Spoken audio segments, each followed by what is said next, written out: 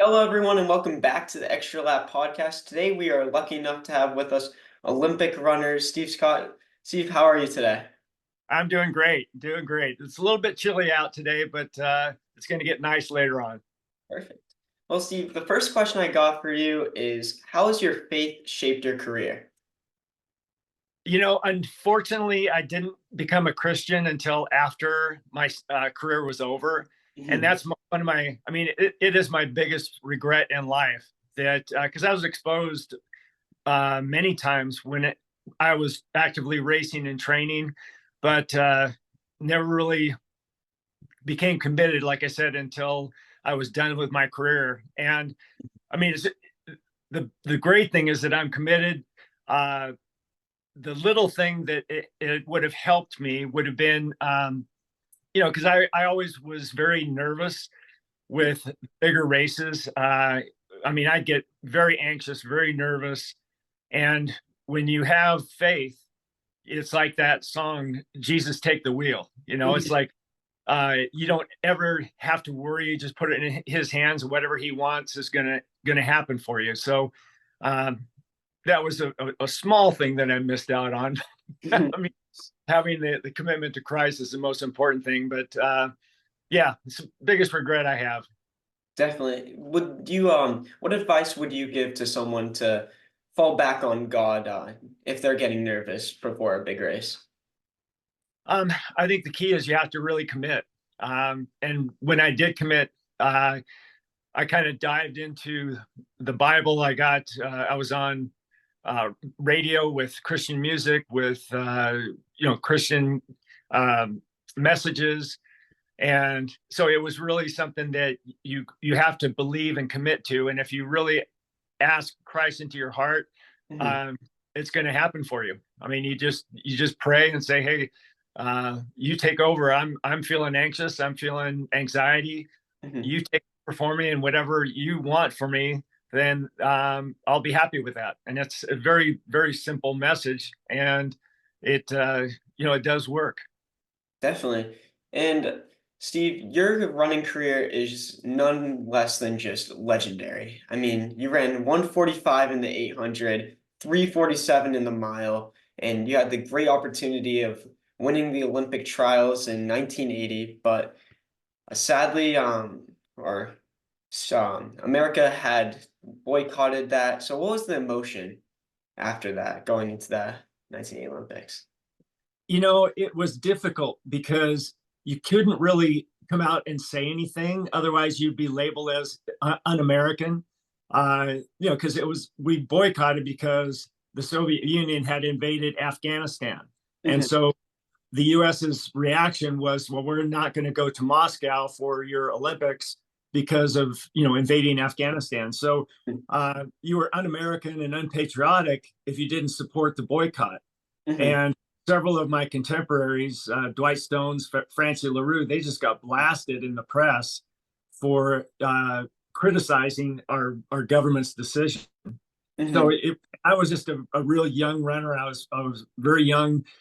Uh, my first Olympics, and it was devastating, but I had other opportunities to be able to compete.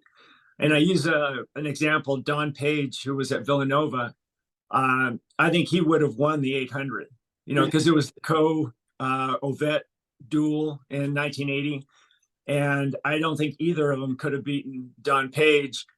And he never had another chance to run the Olympics. That was his only chance. And he missed out on what I think would be a easily a gold medal. Mhm. Uh, I had, future opportunities. I was able to race in 84 and 88. Mhm. Um, but like I said, it was a huge disappointment and something that I just don't think politics should be involved in athletics. And but I was small potatoes.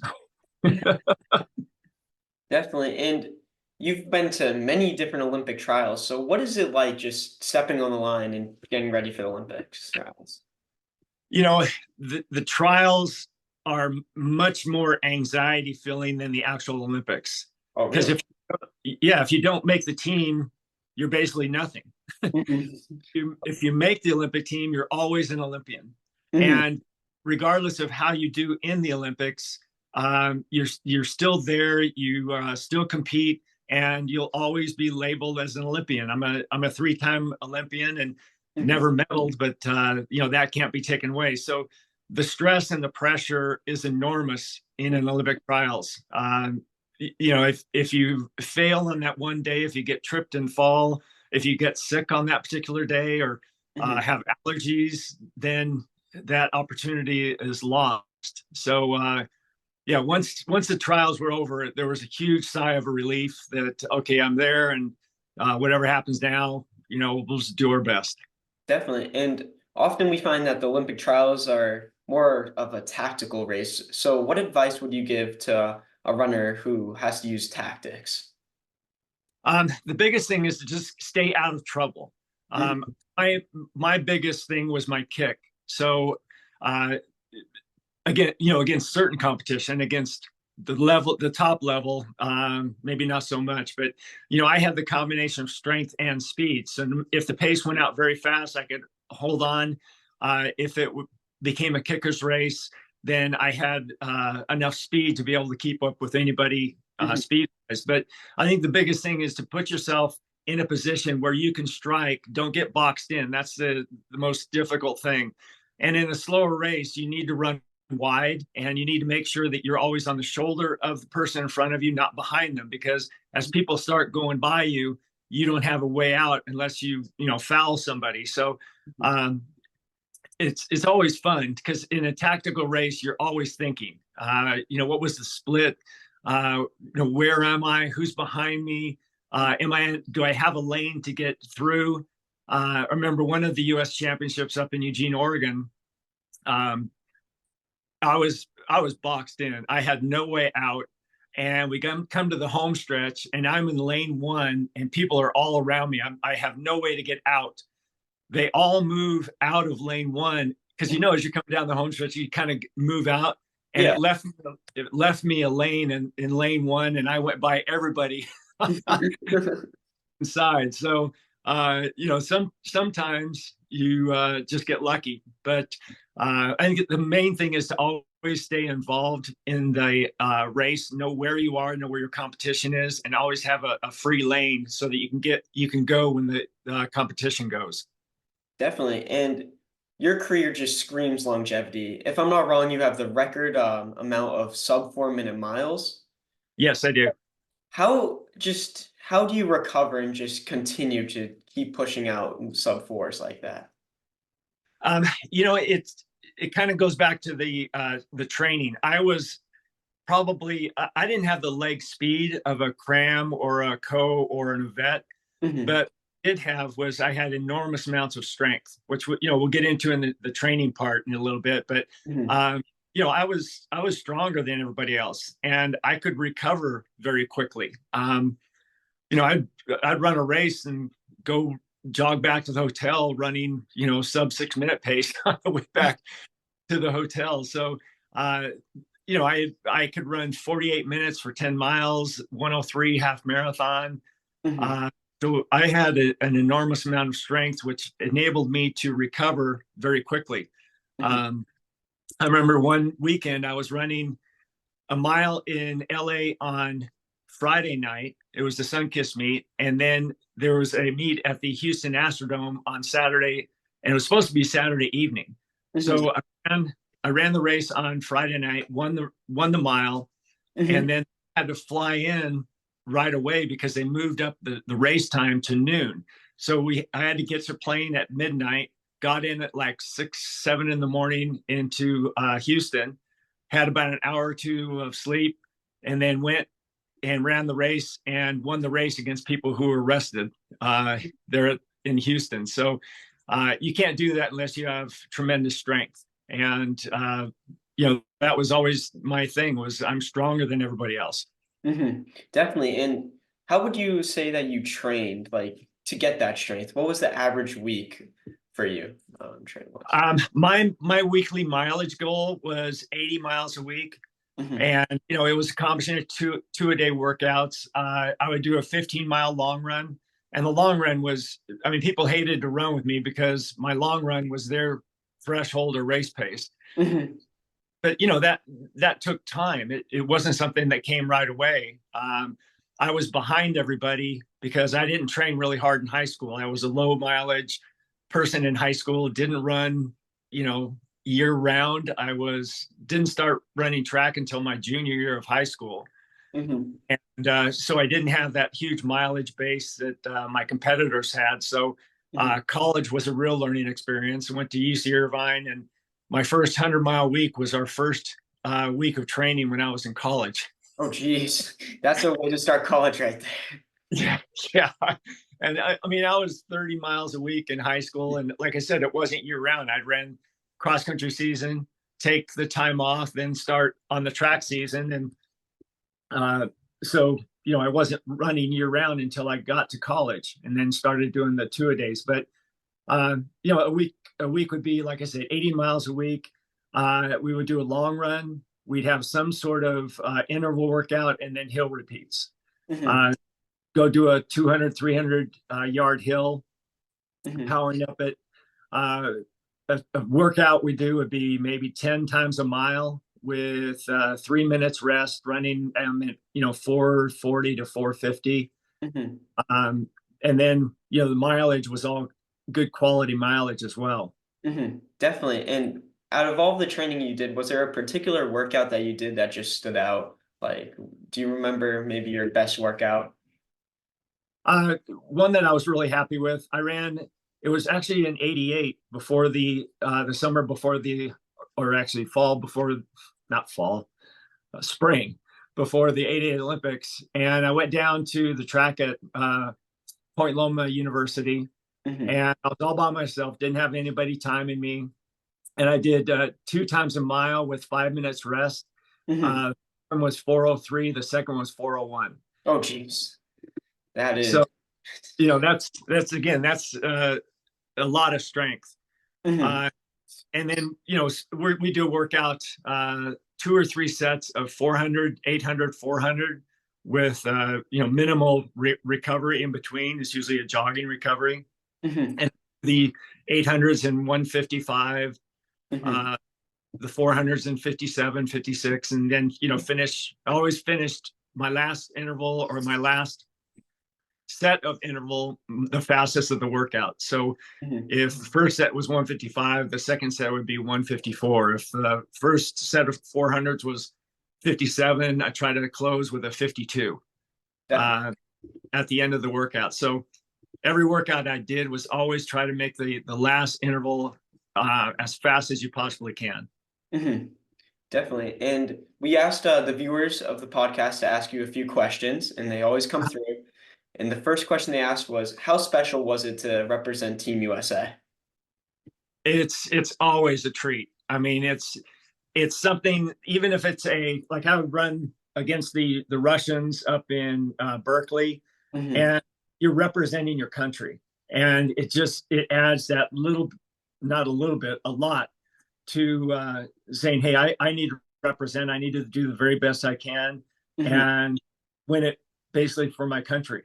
Yeah. And when you get that first Team USA uniform, uh, you lay it out on the bed or whatever, and kind of look at it, and then you try it on, and Mhm. uh, no, that always when I was representing a team or my country, it always added a lot more to my motivation. And you always try to dig in a little bit extra to represent.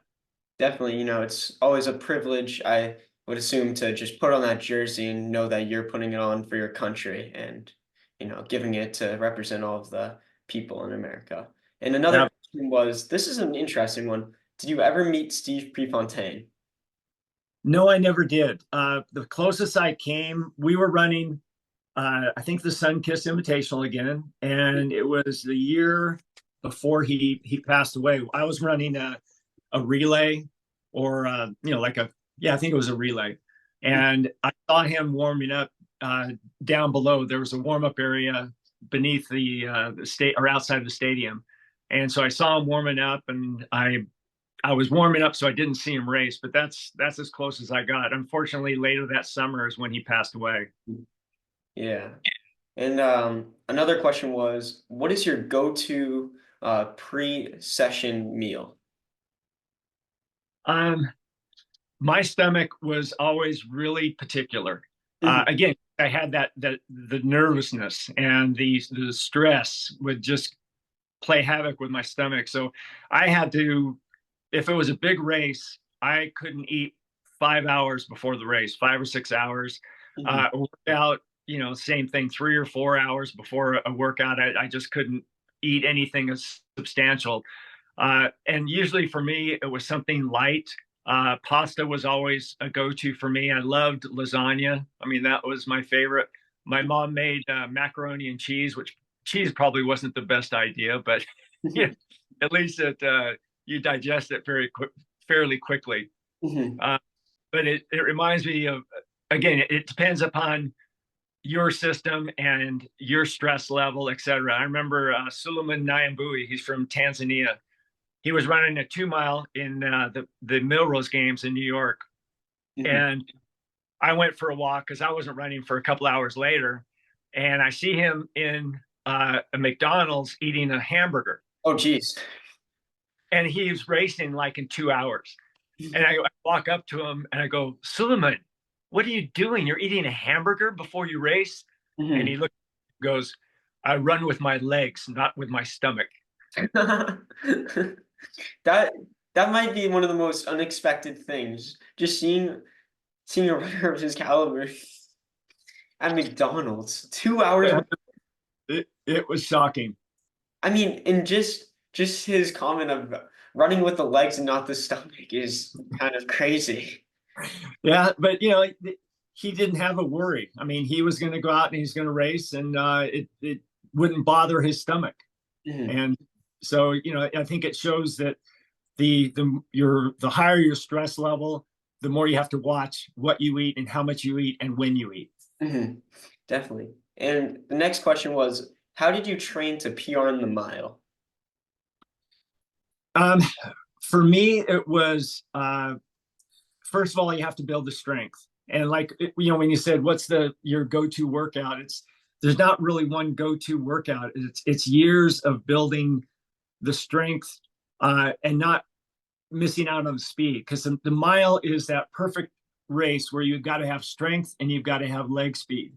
If Mhm. you're lacking on, you're not going to make up for it very much by building on the other. So you have to get the strength, but you can't forego the speed. So I mean, I raced most of the year. I mean, I do an indoor season, U.S. outdoor season, Europe, then road miles in the fall, and then race on the roads 10K 5K in the fall and winter. So I was never too far away from racing. In fact, most races I ran in a year was 42 races Oh, geez. in a 1 year period. That includes road miles, road races, track races, everything. But yeah, I mean, I was never too far from working on my leg speed, but also again getting that strength necessary. And you kind of you inch your way down.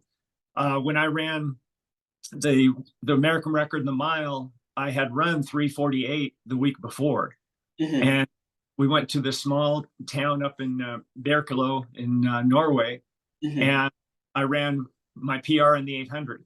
So I knew that I was capable of getting the world record. I wasn't settling for just the American record. I wanted the world record Mhm. because I had run 3:48. I ran 1:45. So the strength was there, the speed was there, and I just made a tactical error of moving just a tad too late and missed it by 300 to 3/10 of a second. Mhm. Ever look at the video, I look at the time and I'm disappointed. It's not like I'm happy I ran 3:47. I was disappointed I didn't run 3:47.3. Mhm. Yeah, and that put you second at the time, correct? Yes, yeah, it was second fastest in the world at that time. Mhm. And how did you mentally break down the mile pre-race? Well, did you plan splits or? Every race was a little different depending upon who you were running against. My objective always was to put myself in a position to win the race. Mhm. Uh, and some races had rabbits that the rabbit would go out and run this ridiculous pace. Um, and I wasn't, that created a lot more stress for me than just going out and racing. When there was a rabbit and they were expecting me to follow the rabbit and try to push the pace, I always felt like I ran my best, not running for time, but running to win the race. When I ran the 347, John Walker and Ray Flynn were right behind me with 300 meters to go. I mean, I think that's part of the reason why I didn't break the world record was I was concerned with winning the race as opposed to setting a record. And I didn't want to move too early and then have them beat me down the home stretch. Even though I had plenty left and I could have, my mindset was win the race above all else. So when I'm in a race, if it's like a world record attempt, I'm usually my first lap is my slowest. I rarely would run a really fast first lap. Second and third lap, I would move to position myself, kind of get closer to the leader, and then be in a position with 400 to go, 600 to go to make my move. And I'd always try to push from farther out, like at least 300 meters, but preferably 400, 500, 600 meters. Definitely. And the 80s was a powerhouse of running, mostly in the mid distance. So what was just going into a race against someone like Sebastian Coe, for example? He had to respect his abilities. I mean, he ran 141, 142 for 800. And the first time that I raced him was in Oslo, and I think it was 79. He set the world record, first time world record there. I tried to push the race early. I think I took over lead after a lap or two after the rabbit dropped out, and I tried to push the pace, try to burn the legs out from under him. I didn't think he had the strength to run a mile because he was basically running 800, and he proved us all wrong because he had a very stellar field. But like I said, it's always more fun when you're racing against top competition. When I was the class of the field, it didn't really challenge me. I always wanted to have the best field possible and challenge myself to see if I could win. And was there some type of nerve when you're the class of the field, as you were in many cases, and knowing that you're the person, you have a target on your back? What was just, going into it like that?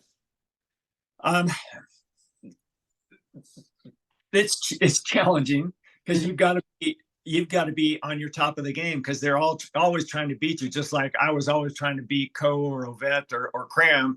They always have the target on their back. So when they're the class of the field, now it kind of takes a little bit of pressure off of you because they're the ones that everybody's looking for. So when you're the class of the field, now the pressure's on you because they're all aiming to get you. So yeah, that would create a lot of stress as well. And again, I had faith in my kick until the kick didn't work anymore. Then you have to change things up. I remember we were racing in, where was it? It was Texas again, U.S. Championships. And Terrence Harrington, I thought I had the best kick around. And he just blew my drawers off on the last 200 meters. So after that experience, I knew that I had to change things around a little bit. And, guys were coming in who had more leg speed, who also had the strength to maintain. So that's why I like the faster races, the sub 350 type of a race, because that removes all the people who don't have the strength necessary. They've got leg speed, like you can go through in 3 minutes, they could run a 51 quarter, run 351. But I liked it when you went through in 57, 154. So that kind of separated the pretenders, so to speak, that, they can't endure that early pace and maintain all the way to the finish. Definitely. And another question, this is kind of talking about leg speed, was someone asked, what is your 400 meter PR? It's a 48 flat. Oh, geez. Yeah. I saw, Oh, sorry, continue. But I'm racing against guys like Coe, I think was 46, Cram was probably 46, Ovet. So, I'm racing against guys that have significantly more leg speed than I had. So that's why I said I relied more on my strength than my speed. Mhm. Definitely. And as a strength runner, you said you tried to take it out of the pretenders out of the race early. So you tried to just kind of bring it out a little hotter, right? Correct? Like a good example was I think it was 79, the US Championships. It was at Mount Sac. Uh, Don Page, who I had talked about, had just won the NCAAs in both the 8 and the 15, NCAA Division One, which is a tremendous double, very, very difficult double. Hmm. And so I knew that he had tremendous leg speed.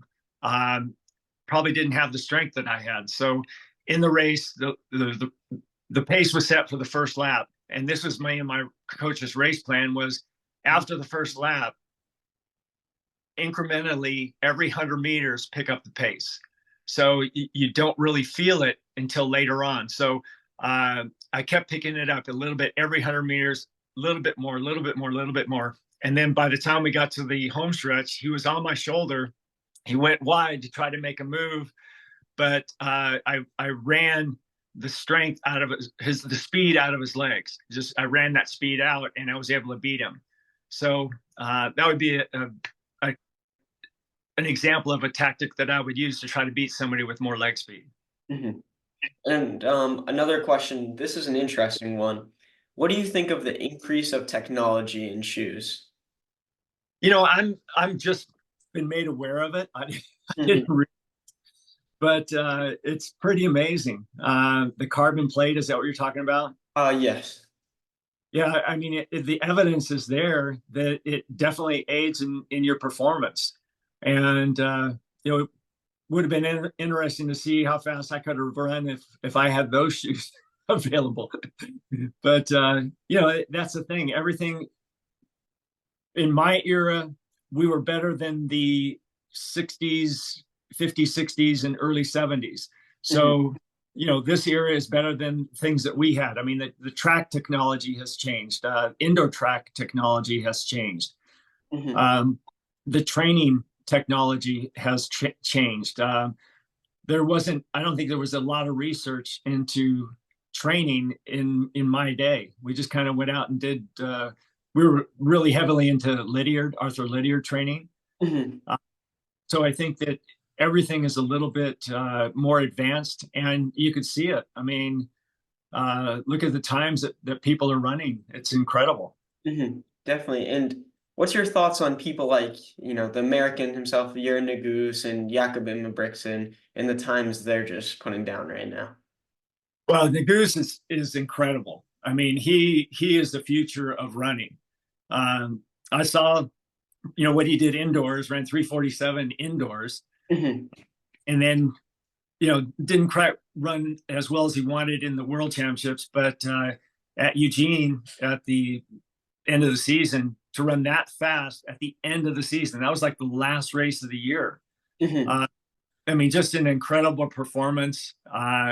Yeah, I think he's going to be around for a long time, and he's going to shatter all the records because he's got leg speed and he's got strength. He can go 3K, 5K, go 800. Just I'm very impressed with him. Hmm. Definitely. And the last question I have for you is, who was your inspiration? Easy, John Walker from Hmm. New Zealand. Uh, I first met him. It was before the '76 Olympics, and he came and trained at UC Irvine, and so I met him there and was just in awe of him. I mean, because he's a bigger guy. He's not the slender uh, miler like you see. He was big like me, barrel chested, and so I met him there. Then the following indoor season, I'm lining up on the track racing against him. And when I went over to Europe, he kind of took me under his wing and, helped me to, kind of figure Europe out. And we traveled together and he became a very, very close friend. Definitely. but he was also a tough competitor. I mean, he was 4 years older than me, but you always had to be at the top of your game when you raced him, because he would come out of nowhere. He's always he raced a lot and was always a very tough competitor, no matter, what distance, what race, didn't matter. Definitely.